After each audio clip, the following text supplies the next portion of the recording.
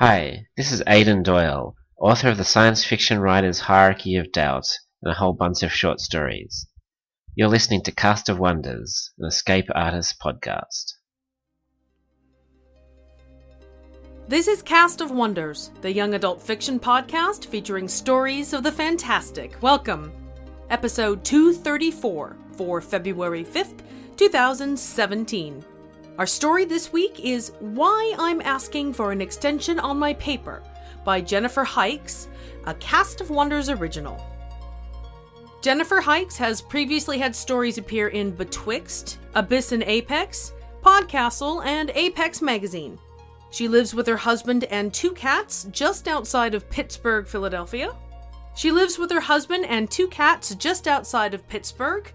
She's fairly certain that the cats are not enchanted princes, but it's sometimes hard to tell with these things. Your narrator is our own assistant editor, community manager, and flash fiction contest runner, Danny Daly. You can follow her on Twitter or say hello over at the EA forum. And now we've a tale to tell.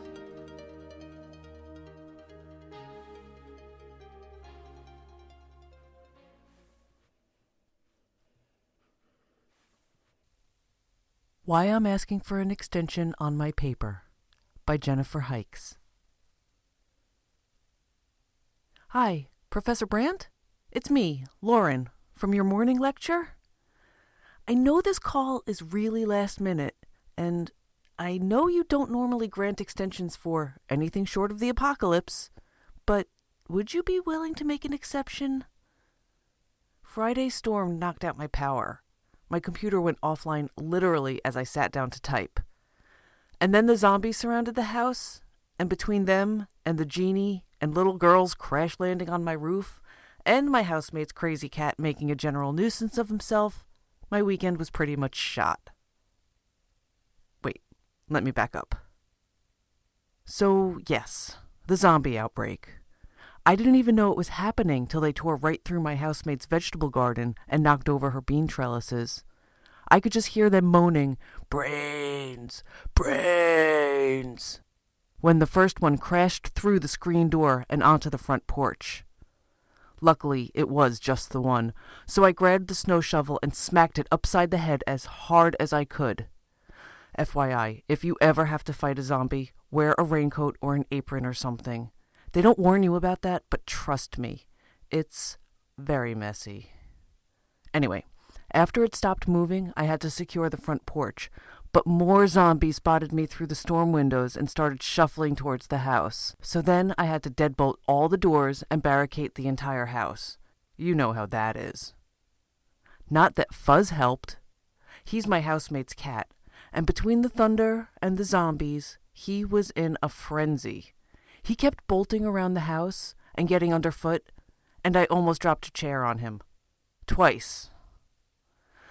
So that took most of the afternoon, but I finally shoved the last bookshelf in place, and most of the zombies lost interest and wandered off. Oh, sure, they made the occasional passing thump at the walls after that, but there wasn't really any effort behind it. So I called my housemate to make sure she wasn't dead, or undead. No, she'd been on campus when the outbreak happened and was holed up in one of the library shelters. The storm made it impossible for her to come pick me up, and it wasn't safe enough for me to make a run for my car. But she was pretty sure this would just be a weekend thing, and that I shouldn't worry too hard. And could I feed her cat? So, I was stuck. But, there are worse things than being trapped in a creaky old rental house during a blackout, surrounded by the walking dead. As my mom always says, life is what you make it. So, I made dinner, lit some candles, pulled out a notebook, and sat down to write the paper with a good old-fashioned pencil. Well, Fuzz wasn't having that. He kept jumping on the dining room table and trying to get to my food, and it's the one place in the house where he is not allowed to go. I couldn't get any work done because I had to keep shooing him off every 10 seconds.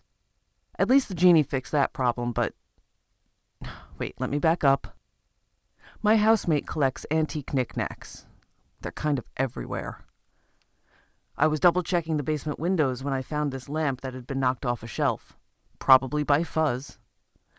It was one of those old-timey handheld oil lamps, a little rusty, but still intact. I guess it was pretty, in a vintage sort of way.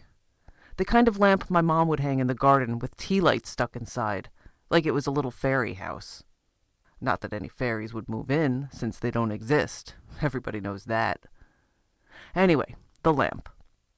It was covered in cobwebs and dust, so I wiped it down with a tissue, and suddenly hovering before me was a beefy, tiger-striped man with large gold hoop earrings and a curly black beard. Below the waist he was nothing but orange-colored smoke. I said hello. I'd never met a genie before, but it never hurts to be polite. "Hello," he boomed, just like that. His voice nearly knocked me over, it was so loud and deep. He told me his name was Al Bobby. I asked him, obviously, if he could grant wishes. He sighed and looked kind of bothered, but he said he did. Well, I didn't have to think too hard for my first wish. I asked for no more zombies. "Done," he said, just like that. So I went upstairs to the living room, shoved a bookshelf aside, and peered out the window. And the streets were still full of the walking dead. "Hey, I thought you granted my wish," I said. "I did," he said. "There are no more zombies." Yes, I know. I probably should have put more thought into the wording. So around this time, Fuzz walked in, hissed at the genie, and jumped onto the dining room table.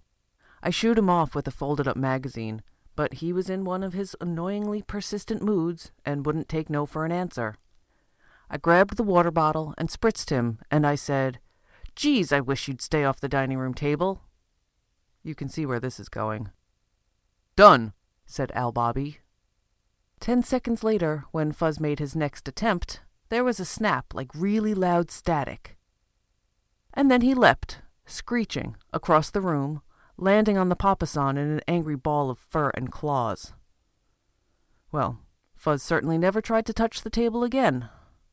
But now I'd wasted my second wish. I started thinking about the things I could use my third wish for. World peace, returning electricity to the city, feeding Africa, paying off my student loans. You know, the obvious. But Al Bobby started to seep back into his lamp like a water faucet filmed in reverse. So I told him I hadn't thought of my third wish yet. He raised an eyebrow and gave me this long-suffering look. "But you only get 2 wishes," he tells me. "What?" I said. "I thought genies granted 3 wishes."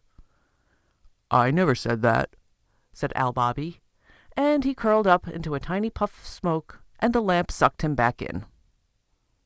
So there I was. The power was still off, and the zombies outside were starting to make a racket with nightfall coming on. I ended up barricading myself in the upstairs room with Fuzz, the lamp, and everything from the kitchen that could conceivably be used as a weapon.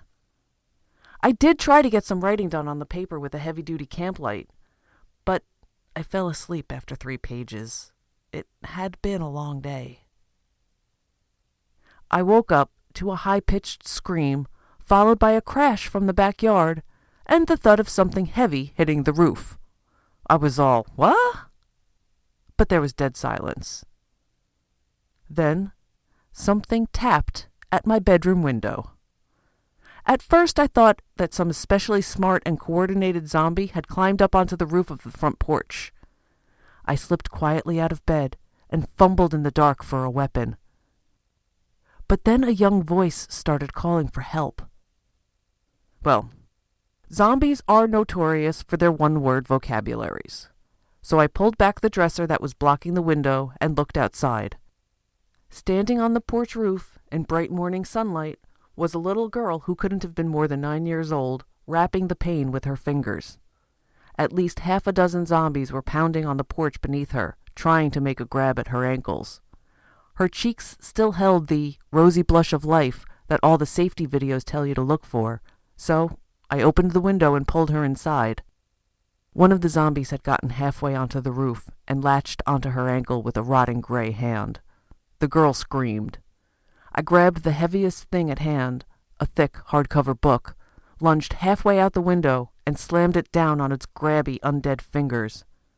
After a few good whacks, the thing disengaged, and then I threw the book as hard as I could at its head, knocking it back off the roof. By now, zombies up and down the street had seen the movement and started shuffling towards the house. I climbed back inside, shut and locked the window, and shoved the dresser back into place, hoping they had short attention spans.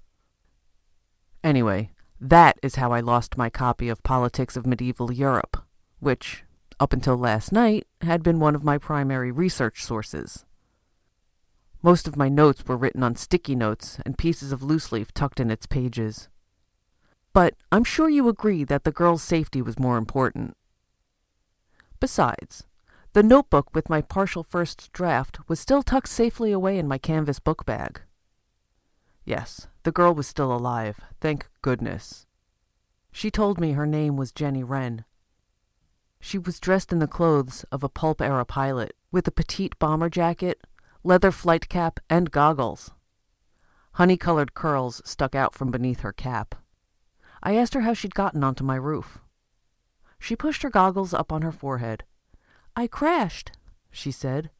"My aircraft lost power and I fell."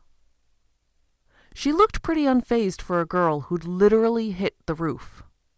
"Did you have a parachute on?" I asked. Her button nose wrinkled. She looked as if I'd just offered her a big ol' slice of asparagus pie. "I don't need a parachute," she said firmly. "I'm a fairy.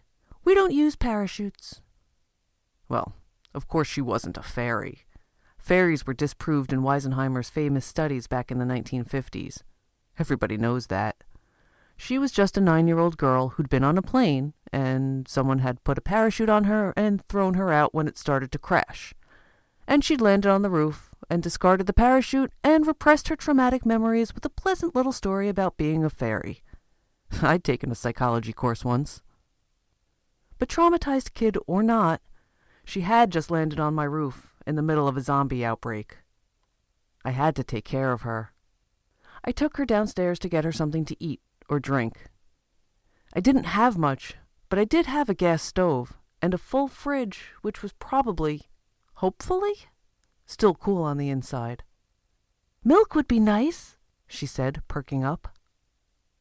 Well, we might as well use the milk while it was still drinkable. I grabbed a couple of mugs, but Jenny Wren, well, I kid you not, she poured the milk into a bowl, topped it with an alarming amount of sugar from the pantry, stirred it all together, and drank up the resulting mixture in delicate tea party sips. "We need to get my aircraft back," she said after she'd downed about half the bowl. I just felt so bad for her. She couldn't admit what happened. "I don't think it landed anywhere near here," I said, in my best calm adult voice. "We'll have to wait till the zombies are gone." "It's in the backyard," she said. Well, I had heard a crash from the backyard, but I knew it wasn't a plane. That's kind of hard to miss, you know? Just to keep her quiet, I don't know a thing about kids, I humored her and looked out the back window around the edge of a bookshelf. And there sat a bright red wagon tilted on its side. Big cardboard wings were taped to its rim. "There it is," she said. "We have to go get it before the zombies take it apart." "The wagon?" I asked. "Of course the wagon," she said, rolling her eyes. "It's my aircraft. It's what I used to fly." I must not have looked very convinced because she added, "I'm the fairy of childhood ambition." So the parents must have thrown her wagon out of the plane with her. It could happen. "You really don't want to run out there and get it, do you?" I asked. But I had a sinking feeling that was exactly what she wanted. "The kitchen door leads right into the backyard," she said. "And there aren't too many zombies, and they're slow. I could run out there and get it if I'm fast." Believe me, I would much rather have been working on my paper. But she wouldn't take no for an answer. If I refused, she might try it herself when I wasn't looking. So I rubbed the lamp and called Al Bobby. He hovered over the kitchen table, nose deep in a worn copy of James Joyce's Ulysses. "I know you've already granted me 2 wishes," I said, "but Jenny and I were going to run outside and try and get her wagon, and I was wondering if you could, well, do me a favor? Could you make sure no zombies get in? Please?" He peered at me over the book and slowly raised one eyebrow. I don't make any promises. "So, yes or no?" He sighed. It's not a no, he said. Good enough. I thanked him, peered through the window again, and reached for the doorknob. "Ready?" Jenny nodded. I opened the door, and the 2 of us dashed out into the backyard. The zombies saw us and began shuffling towards us, moaning, "Brains! Brains!" like it was going out of style. They waved their graying, leprous arms, dripping clumps of soil and unidentifiable goo as they moved. Did I mention I brought the shovel out with me? That and an apron? I managed to take out a good 3 zombies while Jenny pulled the wagon upright and rolled it back to the house, cardboard wings and all. She yanked it into the kitchen with a loud metal clatter. I ran in after her and tried to shut the door on several flailing zombie limbs. But more zombies came, adding their pounding and kicking to the general mess of rotting appendages. Fuzz jumped at one half-decayed arm and clamped down with his kitty fangs like a little champ. Not that it helped any. But then Al Bobby slammed his big upper body against the door. It slammed shut with a squelching crack, and several arms and feet dropped to the floor. It was super gross. But we were all alive, and Jenny Wren was happy to have her wagon back, and more than willing to help clean up the mess on the linoleum. She even said she owed me a boon for helping a fairy in need. I humored her. Well, after all that commotion, the undead were homing in on the house in droves, pounding on the walls and scratching at the windows. We spent most of the day on zombie watch, reinforcing the barricades and making sure nothing broke in. To pass the time, Al Bobby told us stories about old Arabia and the Victorian explorer, Professor Something or Other, who had dug up his deteriorating lamp and given him a new one. Jenny Wren made up some pretty fantastic stuff about how fairies were tired of being typecast as 2-inch-high butterfly people who dressed in flowers and leaves, and how they were actively trying to change their image. "We move with the times like anyone else," she said, wrinkling her little snub nose again, which was adorable, coming from a little girl in a 1940s costume. Fuzz had found his way onto Jenny Wren's lap and was purring like a lawnmower. She petted him between the ears. "He's a very clever cat, you know," she said. "I prefer the term maddening," I said. Not that I could stay mad at the cute little furball. Fuzz was a small, scrawny cat, all legs and big kitten eyes. He hadn't grown a bit since my housemate found him at the animal shelter a year ago. And he was a mutt all the way. His fur had almost every conceivable pattern: tortoiseshell, tabby stripes, the occasional white patch or leopard spots. His face was a harlequin mask of colors. It looked as if he couldn't decide what kind of cat he wanted to be, which makes sense considering, well, you'll see. Anyway, the zombies did start to clear up this morning. Sure, there were a few scattered here and there, being herded and taken out by policemen in zombie riot gear. I shoved a bookcase slightly away from a window so I could watch the action, but I lost my taste for it pretty quickly. I knew it'd be cleared up by Monday anyway, and I'd seen enough zombie gore to last me all year. So there I was on a Sunday morning, in a house surrounded by the last desperate undead, with a used-up genie, a troublesome cat, a girl with delusions of glamour, and an unwritten 10-page paper on the politics of late medieval Europe due in 24 hours. And the power was still out. I mean, I had a few pages of a rough first draft in my book bag, But my primary source, along with most of my notes, had been tossed out the window and torn apart by zombies. And there wasn't much chance that classes would be canceled. Not for a weekend zombie outbreak. So I rubbed the lamp and asked Al-Bobby for advice. He was really sour about it. He'd already done one favor for me, he said, and that was enough. He also said that if I wanted help, I ought to ask Jenny Wren, since she still owed me one.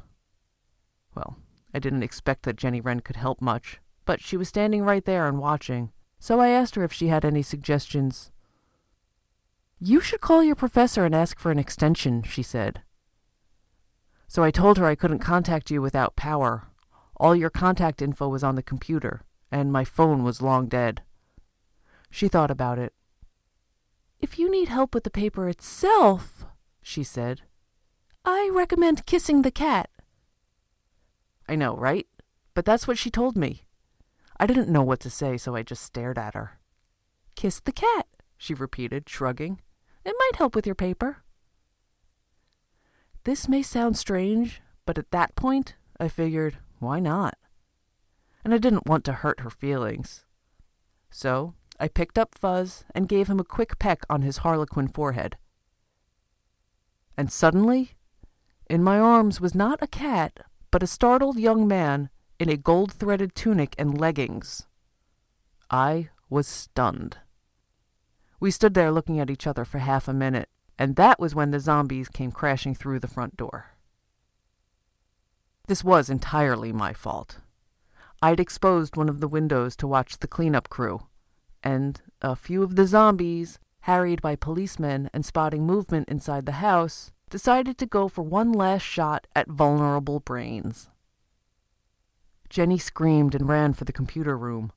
The young man shoved me out of the way, pulled a sword out of a long jeweled sheath, and started hacking at corpses, all while screaming something about "protecting the fair lady," by which I guess he meant me? I was too stunned to move, until I noticed a few of the zombies shuffling towards Jenny and the computer next to her, which powered on with a click and a buzz as all the lights came on. Something snapped in me.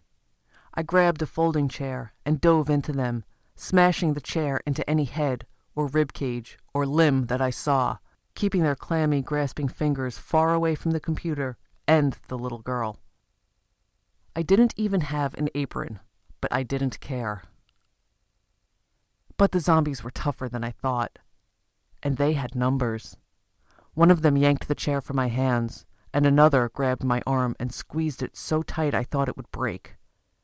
I really thought I was done for, and then there was a great flash of hot light, and the zombies started screeching. There was the prince, waving an actual flaming sword. Inside the house. One of the creatures caught on fire, screamed, and threw itself through the nearest window. The others followed, retreating as fast as their shambling corpse bodies would allow. They were gone. We were all intact, and the computer sat untouched, waiting patiently for my login. Jenny Wren smiled, and the young man smiled, and I didn't smile because I saw what he had actually set on fire. Speared onto the tip of his sword was a charred, smoldering canvas shape. My book bag.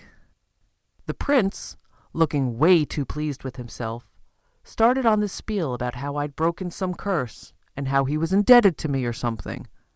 I thwapped him with the magazine. Jenny Wren looked out the exposed window.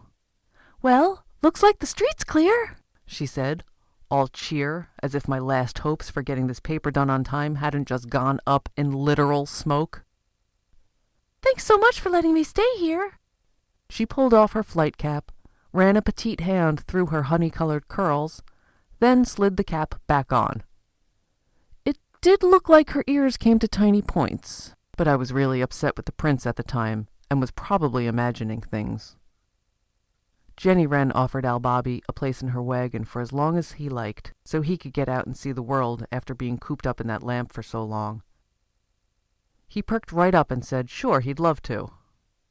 So she put his lamp in the wagon, said her goodbyes, And before I could stop her, she left to find a good hill to take off from, her wagon rolling loudly behind her on the porch and clattering down the front steps. So, that's why I won't have my paper finished by tomorrow. I could probably get it to you no later than Thursday morning, though. Prince Frederick said he'd be honored to give me advice, and even first-person accounts on my topic, so I believe a little delay will be well worth it. The prince says, "Greetings, by the way." Yes, he's eating dinner now in the kitchen, since he can't go near the dining room table. Yes. Uh-huh. Uh-huh. You will? Oh, thank you, Dr. Brandt. Thank you so much. I really appreciate it. Thank you for hearing me out.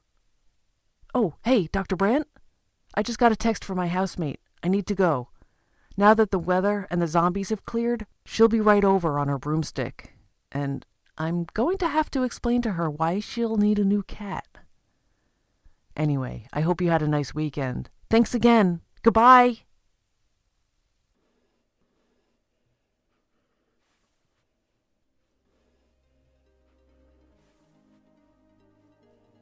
Epistolary is an adjective that means of a literary work in the form of letters.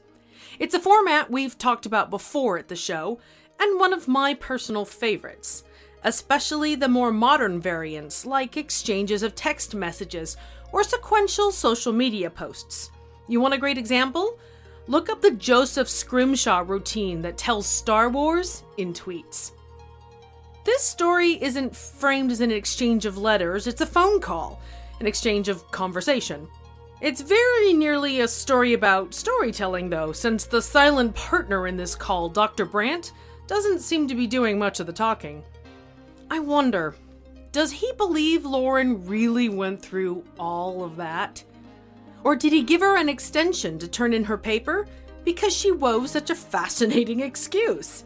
It's hard to tell. Apparently, this is a universe where a weekend zombie outbreak isn't sufficient cause to cancel classes. So is it the gin and the fairy of childhood ambition that make her story implausible? Or was the roommate's cat transforming into a prince with topical background information to lend for a paper in which politics of medieval Europe is a primary source, enough of a mitigating factor? And just what does Dr. Brandt teach? February is Women in Horror Month, an international grassroots initiative which encourages supporters to learn about and showcase the underrepresented work of women in the horror industries. Whether they're on screen, behind the scenes, or contributing in their various other artistic ways, it's clear that women love, appreciate, and contribute to the horror genre. Check out the hashtag WIHM8, that's the number 8, for plenty of suggestions. Or if you have the stomach for stronger audio fare, check out our sister show, Pseudopod. You can find all our own Women in Horror listings with the handy link in our show notes, or search by the tag Women in Horror. Recent episodes include The Price of Stories by Shannon Connor Winward from 2016's Banned Book Week special, and the 2015 staff pick, Home Isn't by Kelly Sandoval. And speaking of horror, join us next week for... A haunted grave? George turned about, studying the lawns and masonry. Which one? You've not seen it yet? Fair go, Monty. I've only been on the job 6 hours. Well, you'll know the Grand Tomb when you see it. He chuckled. Or if you're a Chenoweth when you hear it. How's that? Later, lad. One grave at a time. Cast of Wonders relies on your donations to pay our authors and to bring you the best in young adult audio fiction week after week. If you've enjoyed this story, please consider making a donation using the PayPal buttons available on our website. Every one-time, or better yet, a reoccurring monthly subscription can make a huge difference, and you have, as always, our heartfelt thanks. You can share your appreciation for the story by leaving us a review on iTunes or wherever you get your podcasts, sharing the episode with your family and friends, or discussing it on the EA forum. forum.escapeartists.net. We're at Cast of Wonders on Twitter. Come say hello. Cast of Wonders is a production of Escape Artists Incorporated and is brought to you by the creative team of assistant editors Danny Daly and Catherine Inskip, along with our entire Slush Reading crew: Sally Gill, Alexis Goebel, Andrew Kim, Haldane King, Aiken Patel, Susie Rodriguez, Muddy Schleider, and Chris Tang. Audio producer Jeremy Carter, and I remain as always your humble editor and host, Marguerite Kenner. Our episodes are released under the Creative Commons Attribution, Non-Commercial, No Derivatives 4.0 International License. That means you can share the episode or download it in any format you like, but you can't change it or sell it. Our theme Appeal to Heavens is by Alexi Nov from musicalley.com. Thanks for listening.